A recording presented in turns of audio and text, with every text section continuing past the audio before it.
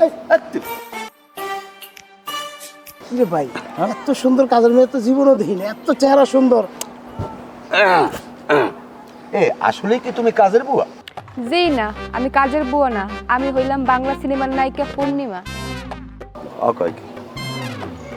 ওরা এত ওটারে ঘুরি ঘুরি এত দেখার কি আছে? ওটা কি মানে সুন্দরী মাইয়া কি আর জীবনে দেখো নাই নাকি? জীবনে অনেক সুন্দরী মায়া দেখছি, কিন্তু এত সুন্দরী কাজের বুয়া আর জীবনে দেখি নাই।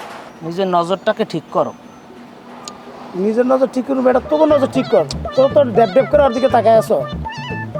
আচ্ছা, এই উল্টো পুল্টো কথা বাদ দাও দিহন। আচ্ছা বলো তো, তোমার নাম কি? আমার নাম হইল গিয়া রূপা। আগে কোথাও কাজ করছো? জি না, এই প্রথম। আচ্ছা সমস্যা নাই, অভিজ্ঞতা দরকার নাই, আমরা অভিজ্ঞতা ছাড়াই তোমাকে কাজে নেব। বলো তোমার বেতন কত? আমারে বেতন 4 দুগুণে 8,000 টাকা দিয়েন। কি কত কইলা? 8,000? না না না না না, আমাকে অত বাজেট নাই। আমাকে বাজেট হইলে মাত্র 4,000। 4,000 টাকা? 4,000 টাকায় আমার মতো সুন্দরী মেয়ে পাইবেন না। 4,000 টাকায় পাইবেন কাইল্লা ভোটকা 50 বছরের বুড়ি। না না, আপনাকে মেসে আমি কাম করুম না। আপনারা সৌন্দর্যের কদর করতে জানেন না। আমি অন্য ব্যাচেলারে কাম করবো। 8,000 না 10,000 দিব। আচ্ছা তুমি ওর কথা বাদ দে, ওই কাল্লে হেটাতে বোঝে কি? আচ্ছা আমরা তোমাকে 8,000 টাকা বেতনই দেবো। এবারে তুই কেরে কাইলে কইলি? হাই, কেরে কাইলে কইছো? কাইলে কইছে আপনারে, এটা না বোঝার কি আছে?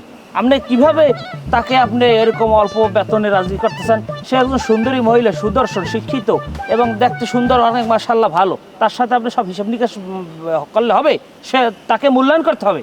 আর আপনার কি কোনো আক্কেল জ্ঞান বিবেক বুদ্ধি বলতে আল্লাহ কিছু দিয়েছে? শুধু বয়স হয়েছে, ঝলাবরিয়া খাইছেন আর বনবরিয়া করছেন। মূল্যায়ন করতে শিখুন মানুষকে। বাসু, তোমার একটা কথা কই দি, আমি কিন্তু তোমার সিনিয়রের লাগে বেয়াদবি করা কিন্তু তোমার উচিত হয় না।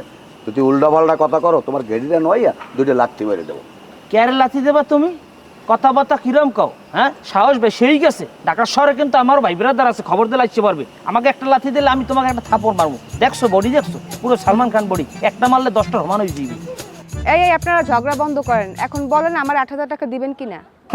দেবো তোমাকে 8,000 টাকাই বেতন দেবো, কারণ আল্লাহ দিল তুমি যা সুন্দর, তোমার 8,000 টাকা বেতনের নিচে দাও না। মানে তোমার কাজের গুণ অবশ্যই ভালো হইবে, সেই জন্য তোমাকে 8,000 টাকা বেতন দেবো, তাই নাকি?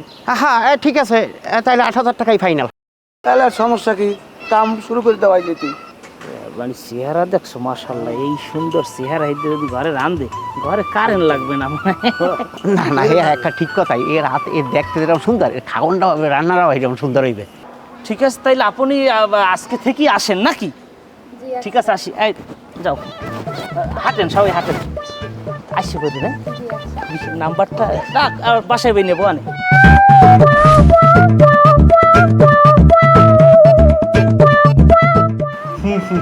কি রান্না করছে? কি খাওয়া যায়? মনে হইতেছে গোবর খাইতে যাক।